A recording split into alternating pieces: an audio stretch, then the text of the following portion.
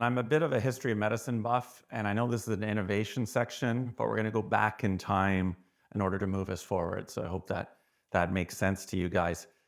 This is something that we deal with all the time. So respiratory distress of the newborn, not just prems, not just microprems, but everyday babies who breathe abnormally, whether they're born early with surfactant deficiency, whether they have delayed transition, some sort of congenital or genetic problem, babies don't breathe well. And sometimes we stick tubes down their throat, which is not fun, obviously. Been doing that for around 150 years in the human population. And that works to, of course, it's life-saving, and CPAP is becoming used more and more and more, and that's life-saving. But really, it's 2023, and we should do a bit better than this. And if you look at that slide, obviously it's a bit of an image with some impact in that darkness. Because think about as a parent, when you come into the room and you see this, it doesn't really make you want to grab your baby and put your baby on your chest, right? So we really need to do better.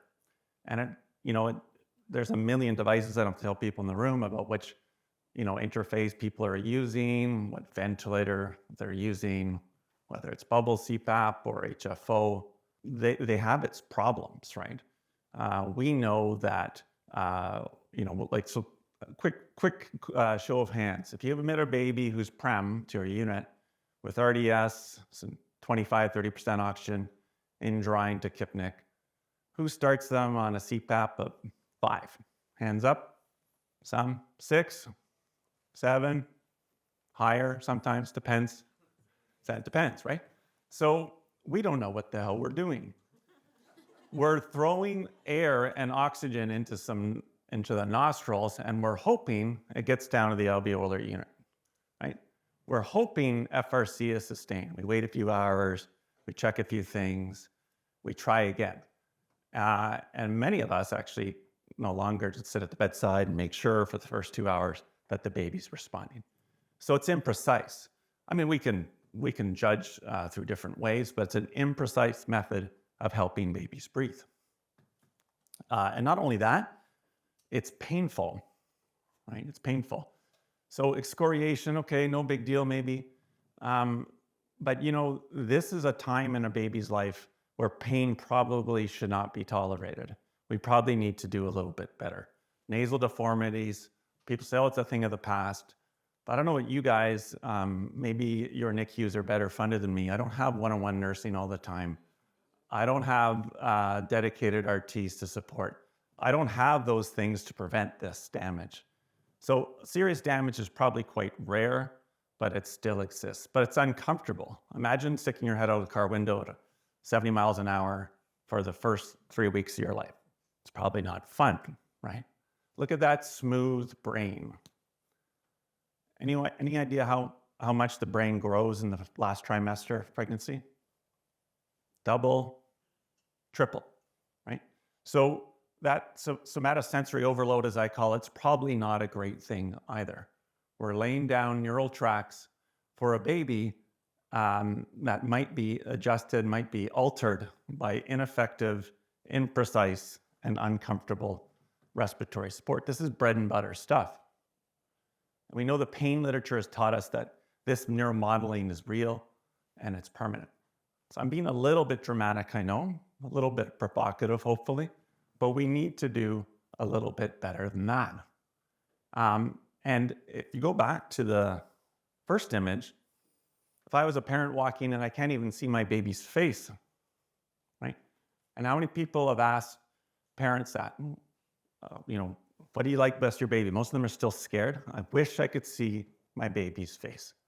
So even with CPAP, we're not doing a good enough job to nurture bonding and to get on to the next part of life.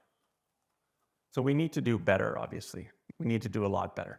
And we can look to the past, right? So people love the old iron lung picture. So this is from the 50s, smiling child, because this is a fun place to be for a couple hours of your life. Polio epidemic, TB was used, negative pressure ventilation in a neonate. I saw an old picture graph from 1885. about some box and a baby's face coming up at the end of the box. So negative pressure ventilation has been around for a while. And in fact, I was telling some colleagues, I got a call last week from a ventilator company, and I usually just hang up. But oh yeah, we're selling cuirasses for pediatric and adult infants. So trying to offload some of the work in those. So it continues today. But what about babies? It's not a great picture, but negative pressure ventilation was used quite a bit in the 1970s and even early 80s. This is an iris diaphragm. The head fits out one end, the legs stick out the other end. And it was shown, including Avery Vanderhoff published on this, to be better than just continual oxygen. So it has been described in neonates before, but it's continuous, non-synchronized, non-proportional negative pressure. So it really fell out of favor by and large. How many people use NAVA in their units? Hands up. This is an innovative conference. Lots of hands up. But many of you may not be exposed to NAVA. I work at Sick Kids, and in Toronto, there's 4 major perinatal sites. 2 use NAVA, 2 don't, right? So it's interesting how this still is different, even though this technology has been around for about 10 years. But those of you who may not know, just to summarize it quickly, a nasogastric tube, which can be used for feeding, has electrodes built in to measure diaphragmatic activity, electrical diaphragmatic activity, or the EDI signal. That can be fed back into the ventilator and provide proportional and assisted and synchronous ventilatory support. So in 2016, everything takes so long, at least for me. Dr. Jennifer Beck and Krista Cinderby came to me and said, Doug, we have NAVA, we have negative pressure ventilation that's been historically used. Can we do that with babies in this day and age? And so we put a little pitch. It was an Angel's Den innovation or a Dragon's Den innovation night for our foundation. So we raise money in Canada because we're poor. And so they gave us some money to develop this idea. They give us some money to start working on this. And it's quite a process, and I'm naive to the whole development of new technology. But obviously there's multiple steps that need to be done. The first thing is you have an EDI signal. How do you turn it into negative pressure? So thankfully, I'm not an engineer or a techie. We hire people like that to actually build a controller and a switch with all the appropriate controls so that an EDI signal can be translated to a negative controller. That can then be attached to the cuirass that we were going to develop. So the controller took a while to develop. We needed to hire a few engineering students, and we needed Health Canada approval or the FDA equivalent approval to get this done. So that was step number 1. And then step number 2 was to try to figure out in animal models whether this worked.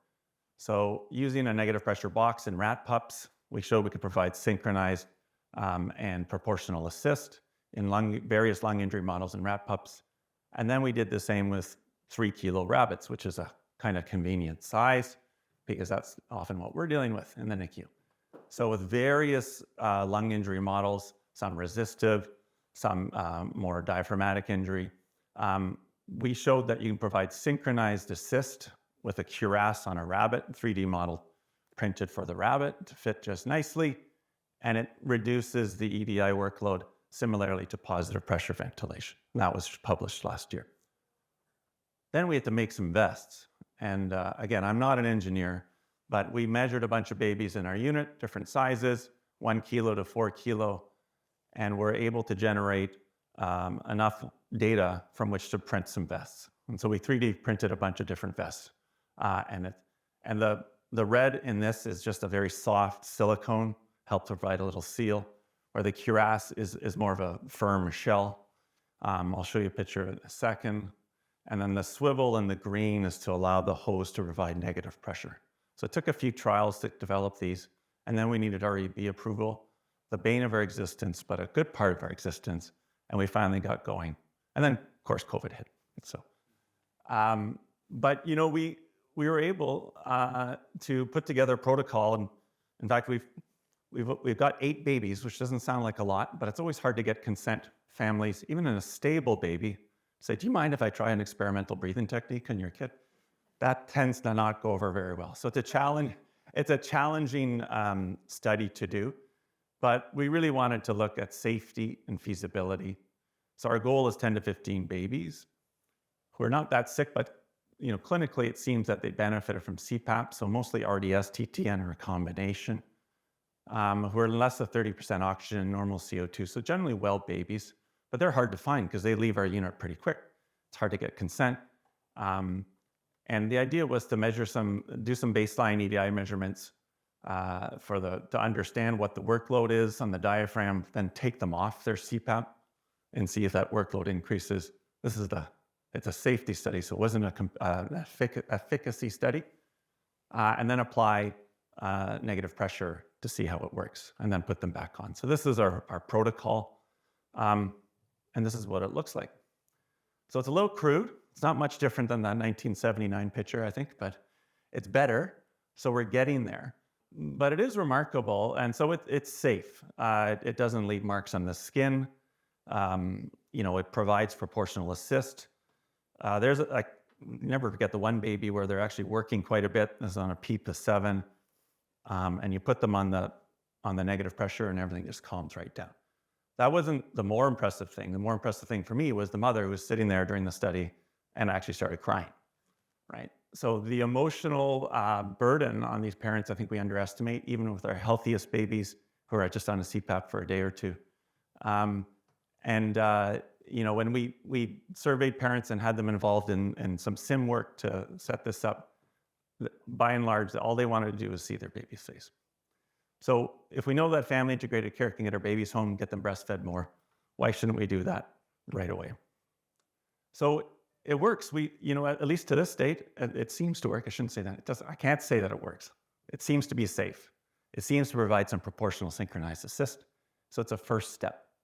Clearly, there's lots of work to do. We only looked at, again, 8 babies, 31 to 39 weeks gestation. Interesting, the negative pressure that you need to apply is a little bit more than the distending pressure. Similar, we found the same thing in rabbits when we did the study in rabbits. There doesn't seem to be any untoward effects as best we can tell, but clearly there's more work to be done. We have to really understand what is the effects of this negative pressure. Does it cause any unintended consequences? Does it work in sicker babies? We need a damn see-through vest, I think, so we can see what's going on. We couldn't use it in babies on lines. There's lots and lots and lots of work to do. Does the world really need another CPAP? Do we really need another CPAP modality? I would argue yes. I'm a bit biased, but I would argue yes. Because this is what it's all about, is getting babies back to their mom, giving their parents a chance to participate in their care.